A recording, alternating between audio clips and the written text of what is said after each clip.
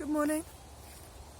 When you encounter resistance within yourself, it's very important not to mock, belittle, deride, or dismiss that resistance as stupid, unnecessary, unfounded, because it is there for a good reason. A part of you has decided to resist something that you want because it fears your lack of safety in some way.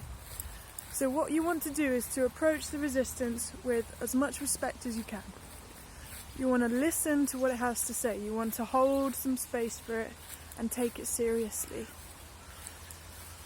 Once you have this level of respect and calm approach towards it without judgment, it will begin to unfold and let you know why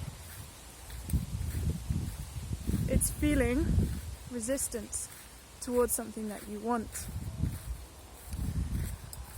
And then you can understand it fully.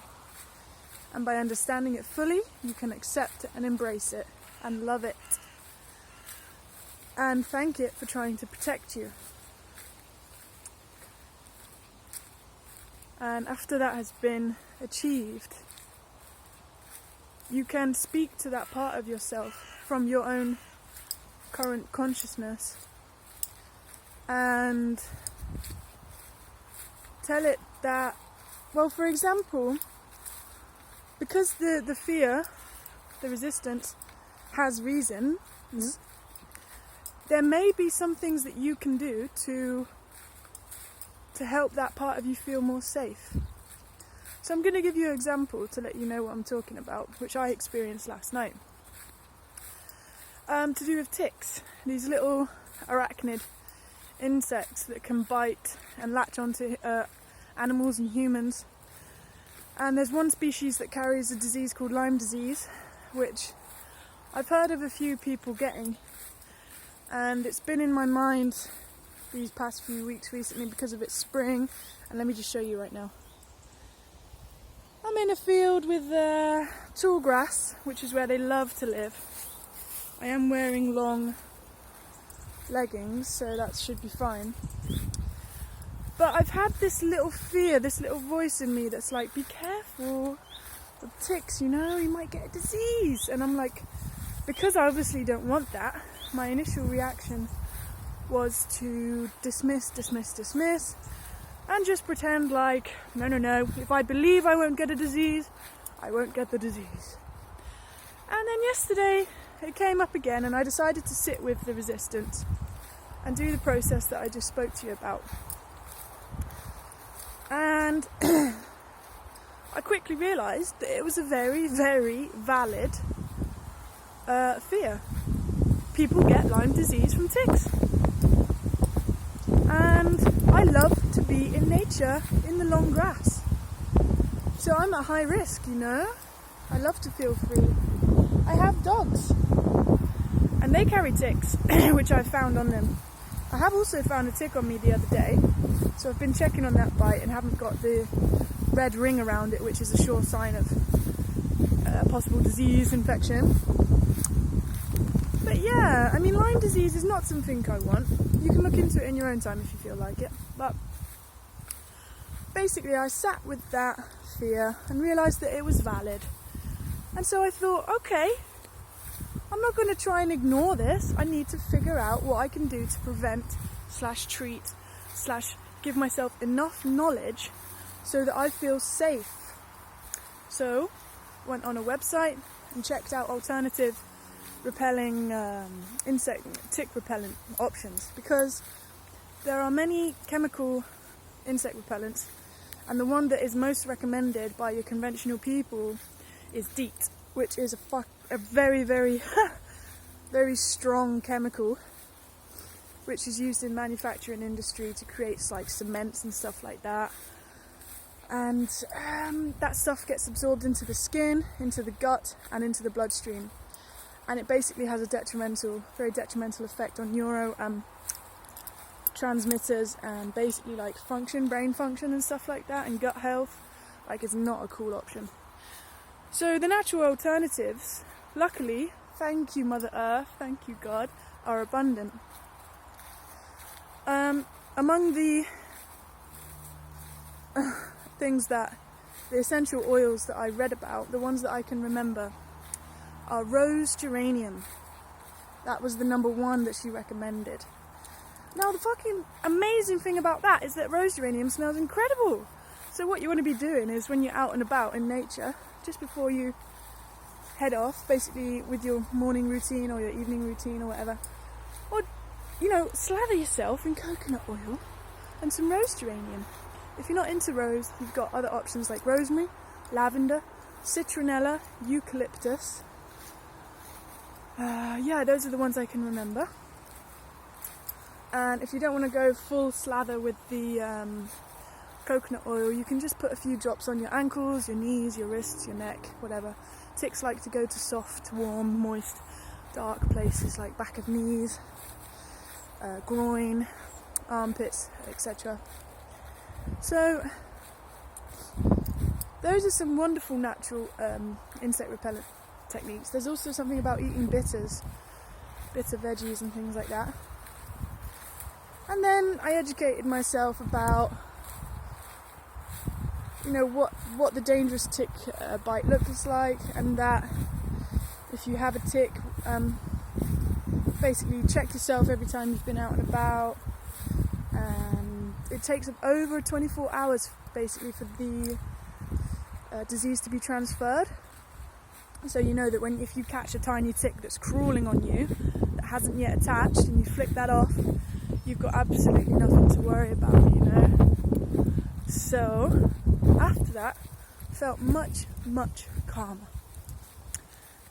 Another example that many of you might resonate with was realising that I had less than £10 to my name yesterday. And it's Wednesday today, and I get paid on Friday, and I still have to pay rent. And I was a bit like, oh goodness, wow, where's it all gone? And this is probably not the wisest financial position to be in. And I felt the panicky worry coming up, and a bit of shame that I haven't been able to build up some savings. And I tried to deal with that by looking at my abundance, and I've just bought a new phone, a new bike, a new wheel for the bike. I've been to a festival, I've done a massage course, so I was like, yeah, I'm very, very abundant in my life, in my love, in my friendships, in music, in beauty, in health, in knowledge, in travel, in all sorts of things. And that gave some relief, that really did. But there was still that nagging fear. And that's because I had just tried to bulldoze the fear and invalidate it. So if you remember, we have to respect, listen to, understand, accept, acknowledge the fear and treat it as a valid thing. When I sat down and I placed my hand where I felt my tension, which was just above the heart, kind of restricting here, I was able to talk to it and say,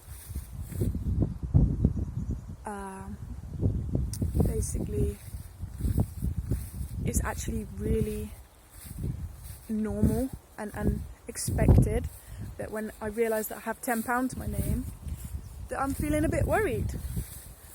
And when you treat your respect, your resistance and worry with some respect and understanding, that's all it wants. All it wants is to try and let you know stuff, And so after I had been with it and things like that,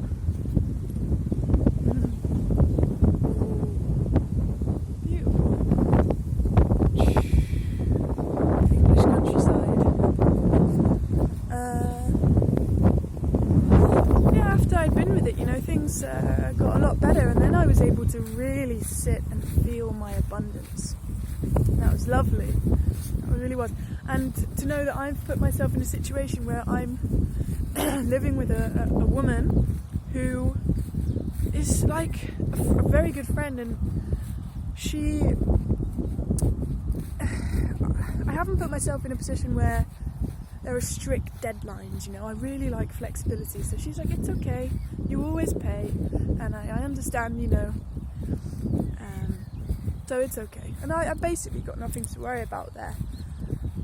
But just wanted to talk a bit about what to do when you find resistance. Now, the resistance could be massive. For example, your light and joy and happiness as a child might have very much triggered one of your parents because it made them feel very unhappy that they weren't feeling good, and they basically shut you down. And because you need to remain in contact and have basically keep your parents in a good place as a child, you decided to dim down your light and realise that it wasn't safe to express your true love, beauty, light, etc. Now, that's a tough place to be, because when you become older and you realise that that's the reason for your existence is to become the best self, and then there's this child in you that's like, no, if we do that, we're not going to be loved, we're going to be ostracised, we're going to be derided, mocked, disciplined. You know, it got to really work with that. And because it's quite like irrational to the adult mind, the mind might like to start, well, it could get pretty frustrated, I can tell you now. But you must remember to respect and honour the resistance, because it's just there to keep you safe. Okay, my loves. Thank you for letting me express myself and solidify my own thoughts and ideas, and perhaps help a few of you who've decided to watch this. Have a wonderful, wonderful day. Try and get out in nature if you can, because it's healing and it's calming and it's very, very, very, very, very beautiful. All the best. Bye bye.